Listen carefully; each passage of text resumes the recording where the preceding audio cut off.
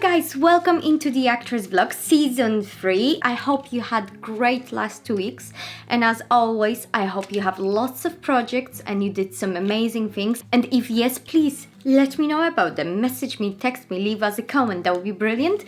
I'm gonna ask you again to support our vlog, so please ring that bell here, ring that bell and support Actress Vlog. Okay guys, but let's go to our episode. So today I finally brought you a photographer straight from London, Weiss.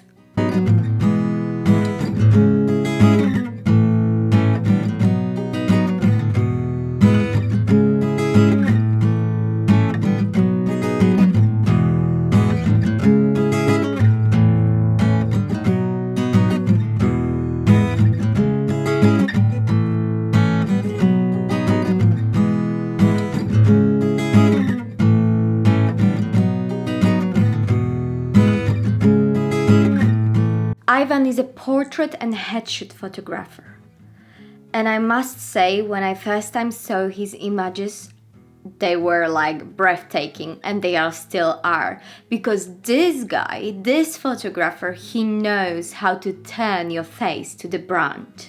Please give warm welcome to Ivan Weiss. Hello Ivan, how are you? I'm good, thank you. Thanks for having me on. I'm very happy to have you on.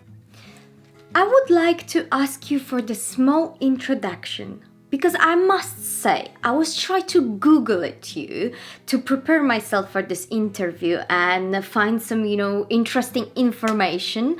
I found but 1,000 beautiful images, but I couldn't find any more information about you apart of that you are a portrait and headshot photographer and that you are from London. So please, can you introduce yourself? Just, tell us a little bit about yourself, where are you from,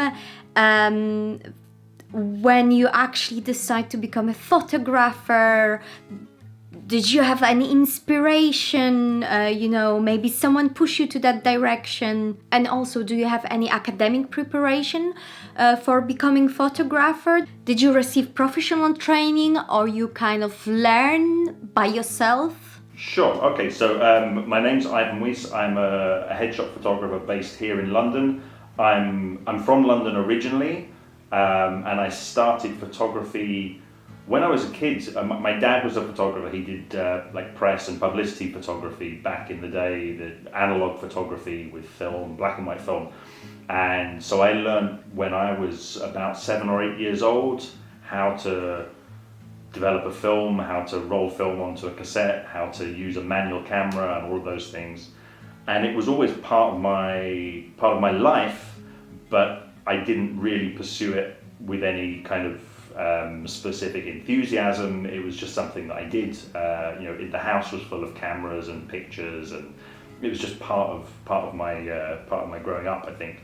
And so I went off and I had a career in media. Did a few other things before then, fell into this corporate career that I did for 15 years, and photography started to become more of an interest for me as a hobby, as a sort of creative outlet, and that just grew and grew. And then around, I think, 2010, I started getting that sense that maybe I should have dedicated more time to photography, and so I started doing bits and pieces of work, and it became, I think, the way that many people will relate to this, it became a sort of a side gig that was a hobby that generated a bit of money, but I wasn't reliant on it for money, so I didn't pursue it as a business. But I was very keen to make sure that what I was doing was appreciated, so charging money for it was a sort of good way to make sure that I was meeting the standards, the expectations of the people that I was working for. And then bit by bit, it started to take up more and more of my time, and eventually I got to the point where my job was just getting in the way of my hobby, so I quit my job and went full time. I don't have any academic qualifications in photography. I've never studied any courses as such. I'm not great with linear learning. I was good at school in general, but I never really applied myself to anything. I found it quite sort of boring, really. I'm much more sort of hands-on learning kind of person. But I had that really good grounding from learning from my dad at a very young age. So all of the sort of theory and technical side of things, I just kind of take for granted. They're things that I've known since probably about the same age that I learned to ride a bike, I think. Wow, that's very beautiful. I really like this answer. You have very interesting style of shooting. Personally, I love it. Can you tell me, did you invent this style by yourself, or you have some inspiration, you borrow a little bit from somewhere? Can you tell us a little bit more about the style you have? Well, I think with any creative pursuit, the style, the look of the thing that you produce is always going to be heavily influenced by the things that you've consumed. But I'm very much against the idea of intentionally creating a style. I think that when you're learning, and you should always be learning, it's a continual process, but you should divide up what you do. When you're learning, it's very useful to intentionally copy the style of another photographer or an aspect of the style of another photographer in order to learn a technique. But when you do that, what you're doing is you're exercising your technical skills, your inner technician, if you like. When you're creating your own work, that's your artistic skill. And the two things obviously have to go together. If your artistic vision is not matched by your technical ability, you're not going to be able to create on the screen the thing that you visualize in your mind. But if you have a specific idea of how things are going to look based on technical ideas, then you're never going to create something that's authentic to your art, your actual vision. And I think that's hugely important because that's what ultimately gives you satisfaction. So there are any number of influences on my work, some more obvious than others. If you look, Dan Winters is a huge influence for me, and I freely admit to having ripped off his work all the time. I just love it. But then all kinds of other photographers, painters, architects, just things that I consume visually and find pleasing or interesting to look at, they come out in my work when I allow myself to switch off the technician and just be an artist. But you can only do that if you exercise the technical skills in the first place so that you're able to produce what's in your mind. That's my take on it anyway. I really can see great passion in you, and I must say I love it. I just love people who are passionate about what they're doing, because this is such an uplifting thing. Alright, your very first photo shoot. Do you still remember that one, this first photo shoot or maybe photo? If yes, can you please tell us a little bit about it? So, if I go back to when I was very young, I don't remember the first pictures that I took. I remember when I was about 11 years old, so I started secondary school, and the school had a magazine. It was just, they called it a magazine. It was photocopied on school paper. And they asked me, because they knew that I liked photography, they asked me to take some pictures of the school netball team. And that was the first time that I recall intentionally taking a photograph for a specific purpose. I still have a copy of the picture somewhere, actually, because it came up a couple of years ago. I was talking to somebody in an interview about it, and my mum heard it, and she went into the loft and found the print. So that's my earliest memory of being a photographer. In terms of stuff that relates more directly to the work that I do now, I think it was again maybe 2010, 2011, and a friend of mine was setting up a website, and she asked me to shoot her headshots so that she had that for her About Me page. And I mean, I look at that picture now and I cry with embarrassment because it's so bad. But we had the good fortune that at the time we were both living in Italy, so we went up on a rooftop in Florence, and I had this really beautiful backdrop, and just used natural light, and yeah, that was probably my first headshot, but it wouldn't go anywhere near my portfolio nowadays. You have very amazing memory. Wow, it's so good. It's really good. Okay, another question from me. Why acting headshots are important for actors, and how often actors should update them? Okay, well, to take the second part of the question, obviously I've got a vested interest in saying you should all get your headshots updated every 6 months, because that's more work for me. In reality, I think there's a number of different ways you can approach it. So the first thing to think of is that your headshots as an actor are your primary marketing tool. So it's like your logo if you were a brand. You know, if you were Nike, it would be your swoosh. If you were Coca-Cola, it would be the red can with the Coca-Cola script. And if you look at big brands and how they approach their branding, if everything is working fine, they make incremental updates every year to 2 years. Maybe nothing big, not a huge difference, but just to keep it fresh and to keep it looking contemporary. On the other hand, because it's a picture of you as a person, if something significantly changes in your appearance, if you radically change your hairstyle, your hair color, your facial hair, if you have a significantly different body shape because you've embarked on a regime of going to the gym or something like that, then that should be reflected in your headshot for sure. Depending on your age as well, if somebody's sort of 17, their physical appearance is going to change quite quickly. If somebody's 35 to 40, their physical appearance probably isn't going to change quite as quickly. But the other thing to bear in mind is, because it is your primary marketing tool, is it working for you? Are you booking the work that you want to book? If you're not booking the work that you want to book, you need to look at your marketing strategy, and headshots are likely a significant part of that. So if everything's going well for you, you're booking the work that you want to book, you haven't significantly changed your appearance, sure, leave it a couple of years and then have a refresh.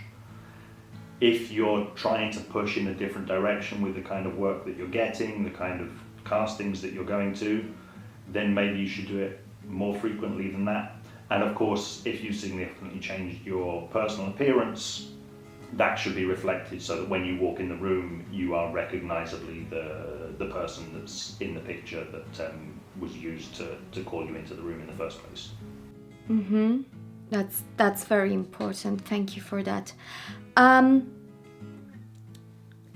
How many headshots actors should buy from one photo shoot? And is it the black and white headshots that are important at the moment? That's an interesting one. So, I mean, in the UK, black and white was still very common until quite recently. I think that black and white has a place, but it's certainly not obligatory. Depends, again, on the kind of image you want to put across. Black and white has connotations of being more artistic, maybe more dramatic. So if you work in that area, definitely consider a black and white.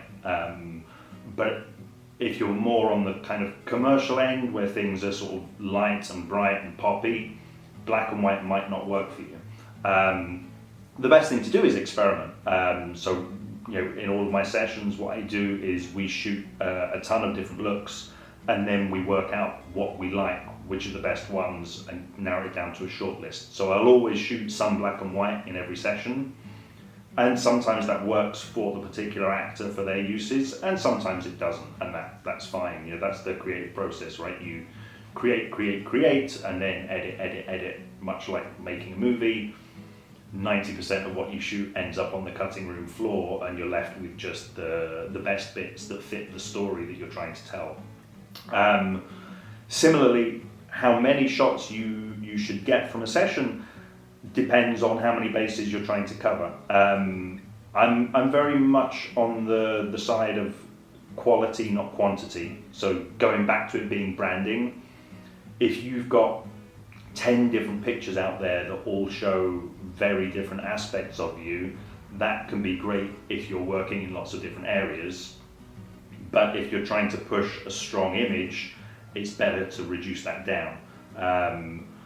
Ultimately, I would not go in with a preconceived number of how many shots. I would shoot and then pick which are the best ones, which are the ones that we just can't say no to, and that becomes the number of shots that we choose from the session. So guys, you see, I promise great advices and I deliver, so please ring that bell for me. Okay, Ivan, so that's gonna be a little bit tricky question. I hope you don't mind. Can you please explain to the actors why the headshots quite often they're like very pricey, and maybe what's the reason for that? And also, can you tell us, by your own opinion, what do you think is a fair price, and how many headshots actress should receive for that price? So, I mean, I can't give a definitive answer on any of those things, really. The cost of headshots, if you're in London, which is the market that I know, I'm gonna make an assumption that most major cities are going to be similar. You're going to have a big choice of photographers. You're going to have photographers who are just starting out, and maybe because they're just starting out, they're charging very low prices. You're going to have photographers who are very well established, they've got a recognized name in the industry, and because of that maybe they can ask for a higher price. And then in the middle you've got a bunch of people that are trying to figure stuff out.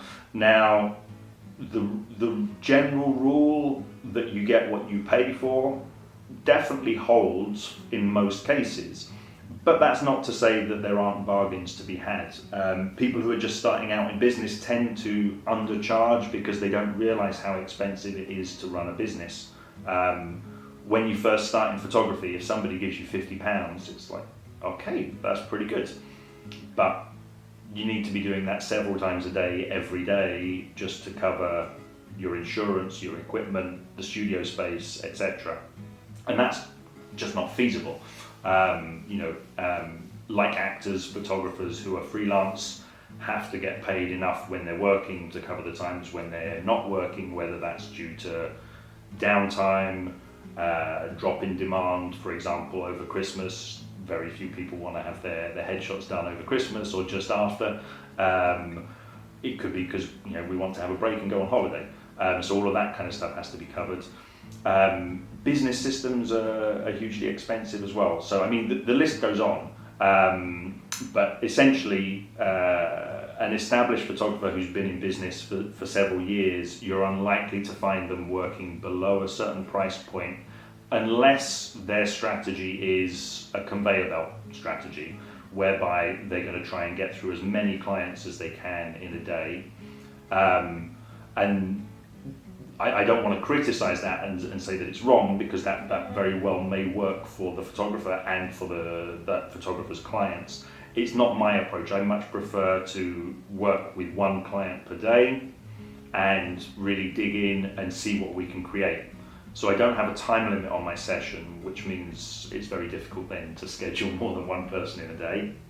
And that gives us the freedom to be as creative as possible. That does mean that I miss out on a lot of the kind of work where people just want one headshot as a refresh, because they want to know that it's going to be 20 minutes and cost a set amount. But I'm much more interested in working with people that want to explore a bit of creativity and develop some ideas and come up with something that we maybe hadn't even imagined when we started the session. Similarly, I don't offer packages, so I don't have 3 hours and 5 pictures or 2 hours and 4 pictures or whatever, because I think it's much better to you can have an idea of how many looks you want to cover, but to commit beforehand to exactly how many pictures you're going to make, I find quite limiting. And also, if you've committed to a 2-hour session, but after an hour and a half you've kind of covered everything and exhausted all the ideas, then the extra half an hour is kind of dead time, but I'd feel like I'm cheating you if I don't give you the full 2 hours. So I remove all of those restrictions. It's my preferred way to work. Certainly I see the appeal from the point of view of the client to know how long it's going to take and how many pictures you're going to get, but I would say that is it's a bit of a false sense of security, really, because that's not what it's about. In 2 weeks' time, you're not going to care whether it took you an hour or 3 hours or 5 hours. You're going to care whether you've got pictures that you're really keen to get out there and show to the rest of the world. That's the only thing that matters once the session is over. And the only thing that matters during the session is that the environment is conducive to doing good work. And I find that having a ticking clock is the enemy of creativity. So that's the way I work it. Oh yeah. I agree with this ticking clock. I've been myself so many times on those photo shoots, especially headshots, where you have limited time, and I must say you feel kind of sort of like on a doctor appointment, dentist appointment. You just have to go there, there's limit of the time for you and you just need to squeeze yourself. And I think in our professions, like on our side on the side of actors and on your side, the creativity is important, and if you want to be creative, you have to have a time for that. So 100% I'm signing myself under what you just said. This is just so true. Okay, another question regarding the headshot photoshoot. Lots of head and shoots. Okay, can you tell us what clothes, in your opinion, and because of your photographer, because you're doing a headshots, actors should bring to the headshot photoshoot? What colors, what styles? Sure. So my general advice to people is that you should avoid having clothes that draw too much attention to themselves. That's a general guideline. I do think that most people who've made it into adult life have an idea of what looks good on them and what doesn't. They might not think they do, but they do. It's a decision that you make every day when you get up and leave the house. So probably your favorite bit of clothing is something that actually looks good on you. Because of the way that I work with the unlimited time in my session, I tell people just bring anything that you think might work, and then we'll see what it looks like on camera. That's the best way to approach it. When we're talking about aesthetics, if you're coming to shoot with me, you've probably seen my work, and you probably have noticed there are certain colors that I tend to favor and certain others that I don't. I like earth tones, I like autumn shades, I like jewel tones, rich colors really in the sort of greens and yellows. I'm not so keen on blue.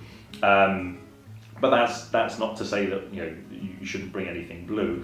But if you look at the work of the photographer that you're going to shoot with, and just let that sink in, you'll go along with clothes that kind of fit into that aesthetic.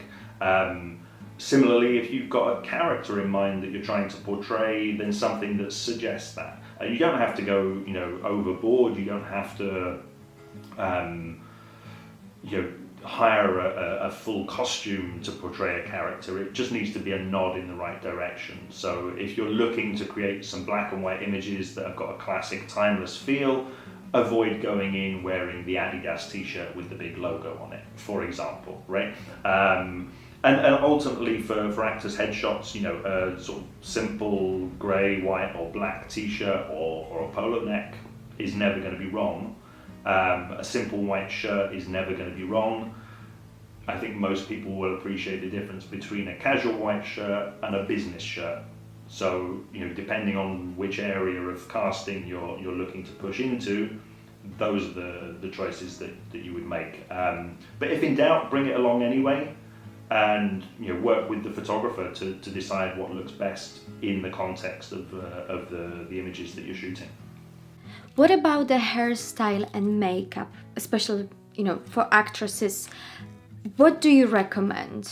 Do you recommend to use quite lots of makeup, or you would recommend for them to stay as much as natural as they can? Sure. So it's a question that comes up all the time. If I answer from the point of view of my aesthetic, I like a natural look. That's my personal preference. So if somebody's in doubt, I will nudge them towards a natural look because that's what I prefer. That said, like my answer on the clothes, really, I think if you've got into adult life and you know how much makeup you're comfortable with on a daily basis, and I think that being comfortable is the most important thing. So unless you're creating a specific makeup look, which we'll address in a second, if you're going for headshots that look like you, my guideline is wear the same amount of makeup you would wear if you were going to go and meet a friend for coffee during the day. So you're going to be out in public, you're going to be seen, so you probably want to look good, but it's not like you're going to an awards ceremony or a wedding where you're getting like really dolled up. And most people, I think, are able to put on their normal daily amount of makeup by themselves. If you want to create a specific makeup look, then you definitely should consider having a makeup artist come in, because makeup artists are the professionals and they can do much more creative work than most people are able to do by themselves. Similar for hair. The way that you wear your hair on a daily basis, I think, is the way that you should be photographed for most of your headshots. But if you want to create a specific look, consider having a hairstylist come in and do that for you professionally. And again, with my unlimited session, we do that. We have people come in and they start with their normal makeup look and the normal hair, and then a makeup artist or a hairstylist will go to work and create an extra look for them. Facial hair for men as well. I don't think no one with a beard quite as big as mine, but guys that have maybe a short beard will bring a beard trimmer and we'll do some shots with a short beard and then some shots where it's down to just stubble, or they'll bring a razor and do some clean shaven looks as well. Depending on the casting type, obviously. I think it's good to have that choice. But the starting point should be, how do you feel comfortable? So if I'm standing in front of the camera already a little bit nervous, and then you put a load of makeup on me, I'm going to feel even less natural than I do already. And I think that detracts from the shoot. So go with what you're comfortable with would be the guideline, unless you've got a specific look in mind, and then pull out all the stops and go to town. So you see, guys, natural is important because you have to show yourself as you are. Of course, a part of those special photo shoots where you have to maybe represent someone a little bit different from yourself. But yeah, guys, something for the girls and something for the guys is here. Final question regarding the headshot photo shoots. Do you recommending retouch on the headshoots? Well, okay. So it depends what you mean by retouch. It's a broad general term. Definitely there should be some post-production, optimizing the contrast, color, brightness, crop, those things as a minimum. I use the word retouching when I describe my process because I think people have a little bit of a grasp of what it means. It could be really as simple as optimizing the color, contrast, crop, brightness, and removing some cat hairs that are on a jumper, for example.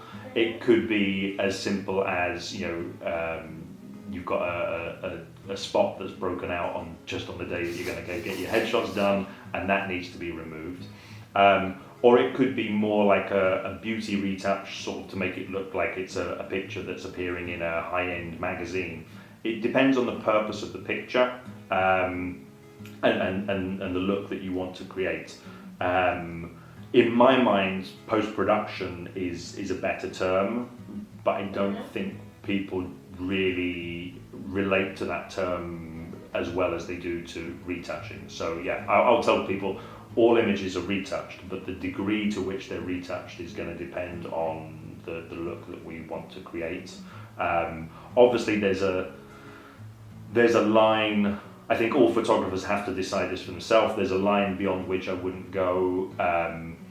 So changing the shape of somebody's face, for example, is something that I don't do.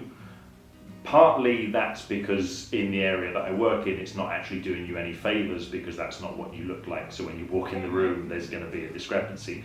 But also because I feel that that's unethical. I wouldn't criticise another photographer for doing it. It's just not the way that I like to work.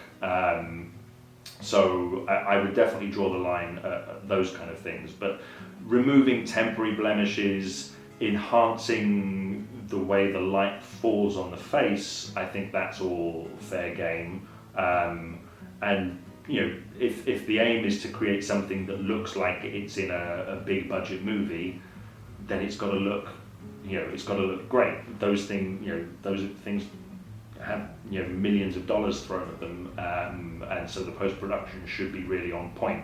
If you're looking for a really simple natural look, you're still going to want a degree of retouching to remove, if you move your shoulder and your shirt bunches up, maybe it's distracting in the image, so we'll just flatten that out and make sure it just doesn't take away the attention from your face. That's all retouching. We have to think that a photograph is not objective truth, right? A photograph is my subjective interpretation. If I take the picture, it's my subjective interpretation of what I see, and I might deviate a long way from actual reality because I want to create something that's really not natural, or I may try and stick true to reality, but it's still my subjective vision. When I look at myself in the mirror, when I looked at myself in the mirror this morning, I thought, oh God, I look terrible, I look tired. Oh. When I looked at myself in the mirror yesterday, I thought, yeah, I'm doing okay for 44. And it was the same me, 24 hours difference. So the subjectivity in interpreting what we see is always going to be there. And because of that, if there's a picture where somebody has a light, bright, energetic expression and their wrinkles are kind of contrasting with that, it may be appropriate to soften the wrinkles. If they're looking gritty and like they've got a really interesting story to tell, I might increase the contrast so that the wrinkles become more apparent, because it tells the story. It's in line with what we're saying with the picture. So it's always going to be subjective to some degree. I wouldn't say that there's any hard and fast rules on what you should and shouldn't do, as long as the retouching doesn't become the star of the picture. So if you look at the picture and you think, well, that's retouched well, then you've lost the game on that, right? The viewer should look at the picture and think, that person looks interesting, or that person looks whatever the emotion is that you're trying to convey. So as long as it doesn't detract from that, I think it's fair game. Do you have any interesting names on your portfolio? Interesting? Do you mean famous people? Yes, like those people who you can see on daily basis in a spotlight, like television, films, magazines.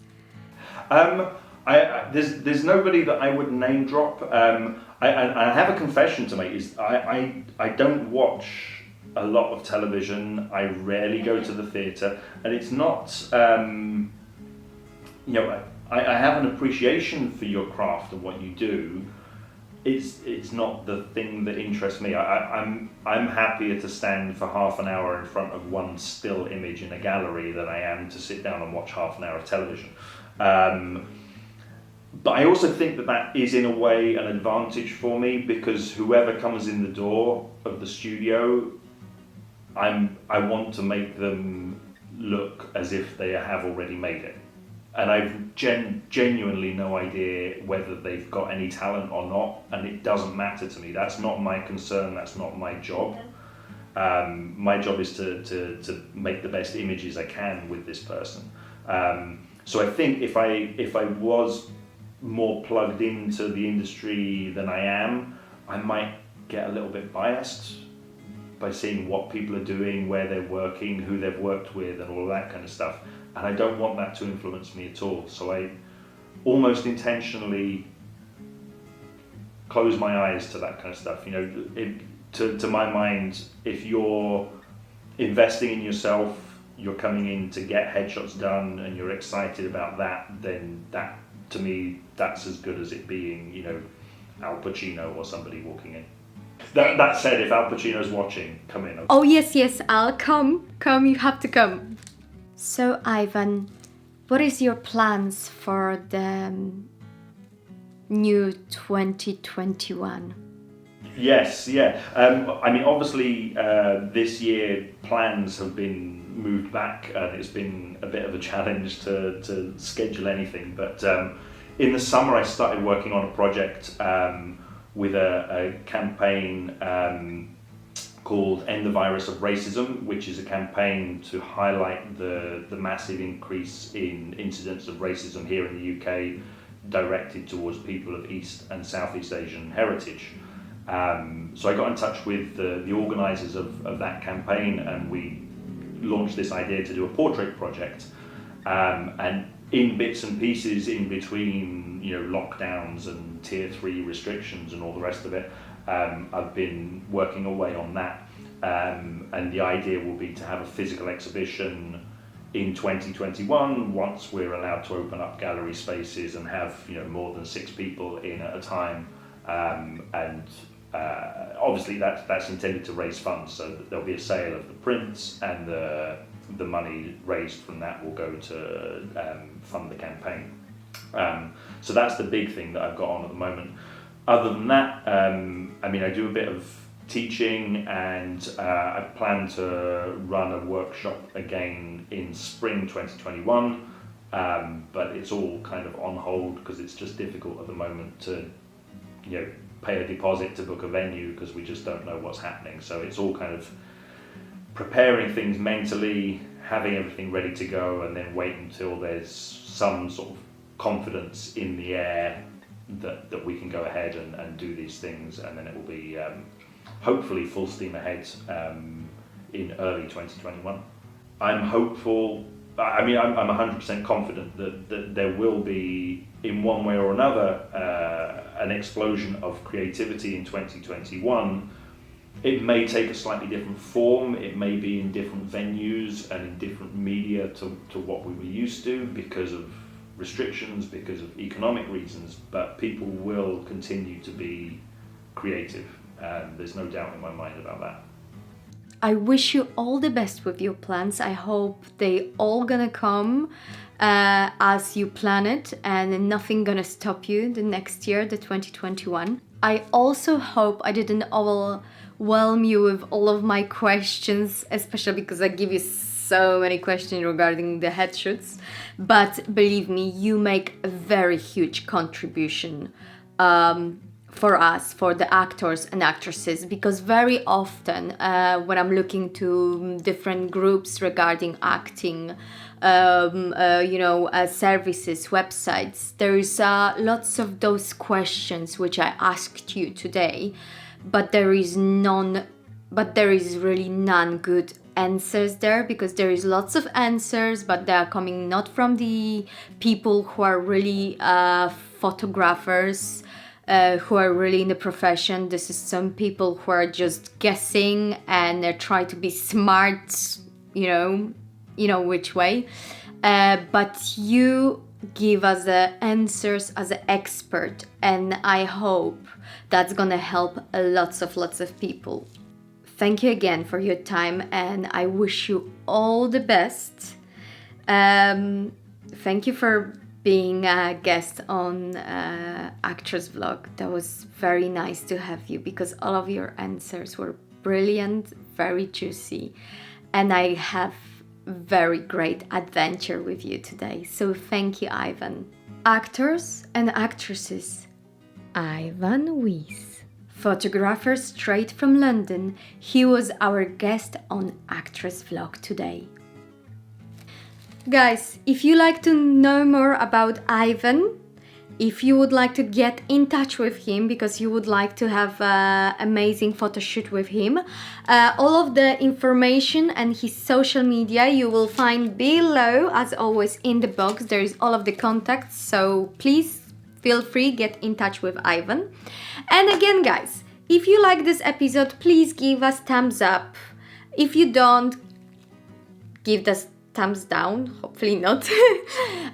Leave us some comments, please. Leave us some comments. Tell me if you like the idea of this episodes, if you like the answers which Ivan gave us.